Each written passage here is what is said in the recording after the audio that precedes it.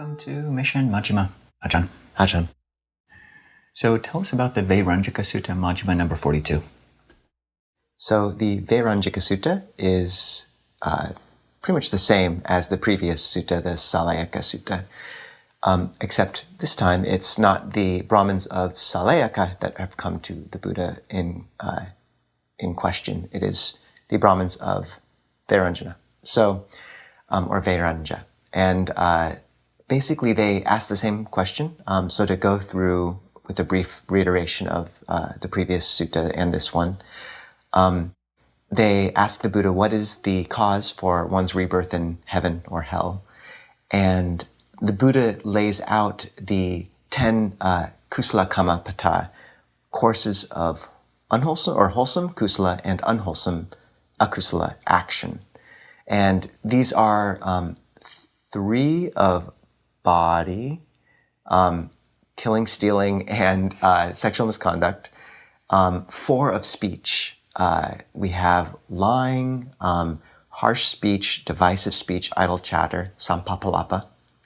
We love that word. And 3 of mind, which are giving into covetousness, ill will, wrong view as the 3rd, which is sort of synonymous with delusion or resonant with delusion. So, and the Buddha says that these different courses of action, if one engages in the unwholesome versions of them, not refraining from killing, etc., then this is cause for rebirth in hell, the lower realms, the niraya.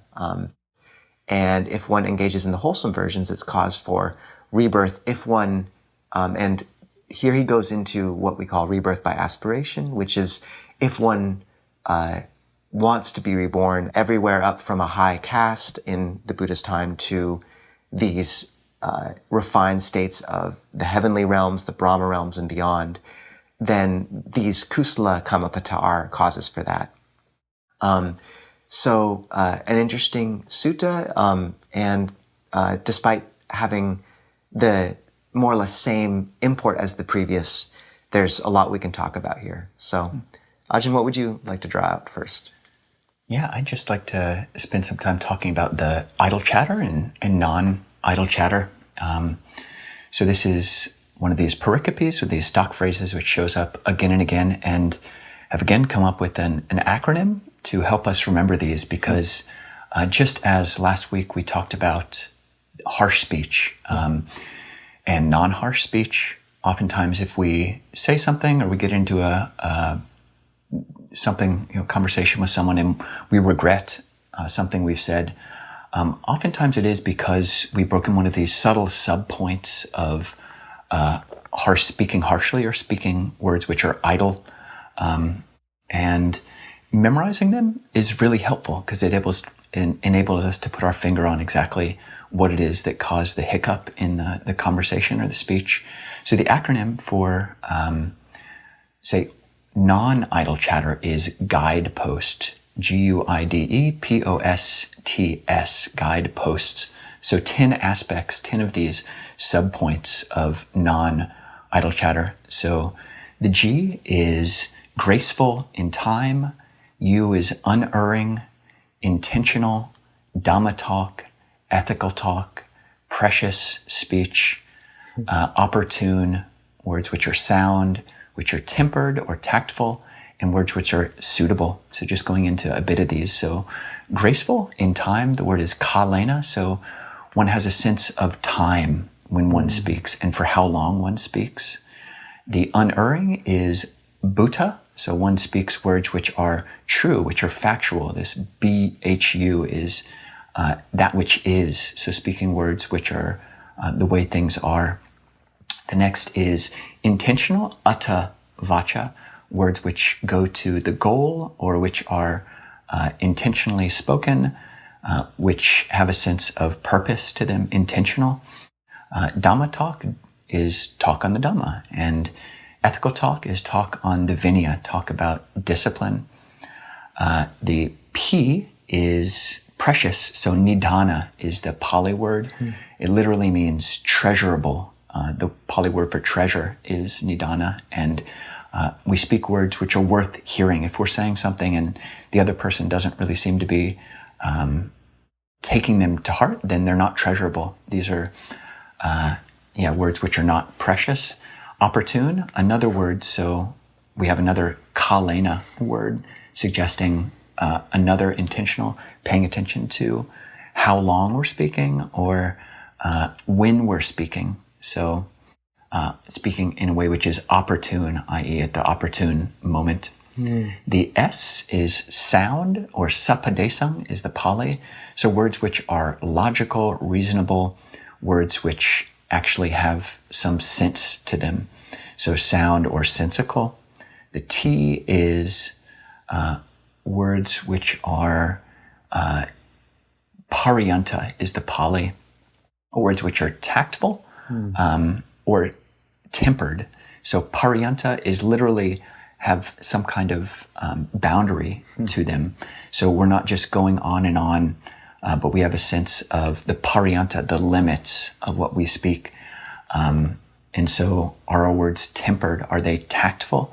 And then the final one is that they're suitable. Atta sanghita, that is sanghita, regarding that which is atta, or beneficial. So not only are our words beneficial, but they're actually regarding or speaking about suitable subjects. So the Buddha gives this long list in other suttas of 30 or so objects of conversation, which talk about kings, talk about ministers, talk about war, talk about all these other things which are not necessary to the fundamentals of the holy life. So those are the 10 aspects of refraining from idle chatter. And see if you can remember these guideposts, as they are pretty significant ways that we cause ourselves suffering or can bring non-suffering into our lives. So, Ajahn, what would you like to draw out in this sutta? I think the rebirth by aspiration is meaningful. There's a sutta, Majjhima Nikaya 120, called Rebirth by Aspiration, which talks about how if a practitioner develops faith, virtue, learning, wisdom, and chaga, giving, that if one sets one's intention, may I be reborn in as a well-to-do aristocrat, may I be reborn in the realm of the four great kings, which is the lowest of the heaven realms, the sensual heaven realms, and on upwards, that if one stabilizes and develops that perception and concentration and those internal wholesome qualities, that one can be reborn there. And in a Buddhist culture which has for so long been largely secular in the US, I think we can forget the importance of putting forth an aspiration for where we go when we die. And for me, it's may I ordain and become a monastic in every life until Nibbana. And Ajah's giving me the thumbs up. And, may I be reborn in the best conditions for practice. And putting this intention out there regularly and taking the Buddha's word that it can make a difference. And then finally, this list of ascending heaven realms can be quite intimidating for a new, someone just come to this Buddhist cosmology, and especially with the idea that Buddhism is more of a dry philosophy, when in fact we have a very, a variegated universe. And when one comes to these levels of heaven realms, it can sound very esoteric and a bit arbitrary. But as you begin to see what the Buddha said about each, you realize that because of the Buddha's teaching on how conditionality works and all these conditions influencing each other, we live in a chaotic system, which means it's subject to scale and variance, where a small pattern repeats on a broad scale. So these same images of the cosmos repeat in the mind, and the mind can be imaged through these depictions of the cosmos. Longpo Sucita says, the Buddha had cosmology, we have psychology. When you look into them, there's they're beautiful depictions of actually what a mind state is, through all the meditative attainments and through different levels of virtue. And just as a very brief example of that, the second and third Brahma realms, the Abhasara Brahmas, they say their radiance flickers like a candle flame. And similarly, the second jhana, which it's analogous to, has piti, rapture, which moves. Whereas the Subhakina Brahmas, which are the third level, associated with the third jhana, where piti, rapture's died away, and just sukha remains, their radiance is like the moon. So little things like that are kind of gorgeous. So Ajahn, what is the word of the week? The word of the week is samacharya, which, similar to your word of the week last week, which was charika, which means to wander, samacharya comes from the same root, char, which means to journey, to walk. It specifically refers to righteous conduct. Sang means to come together. And so this sort of conduct in tune or in harmony. So, right. Well, let's all act in tune for the next week, and we'll see you in a few minutes over on Zoom or next week for Majjhima number 43. Ajahn.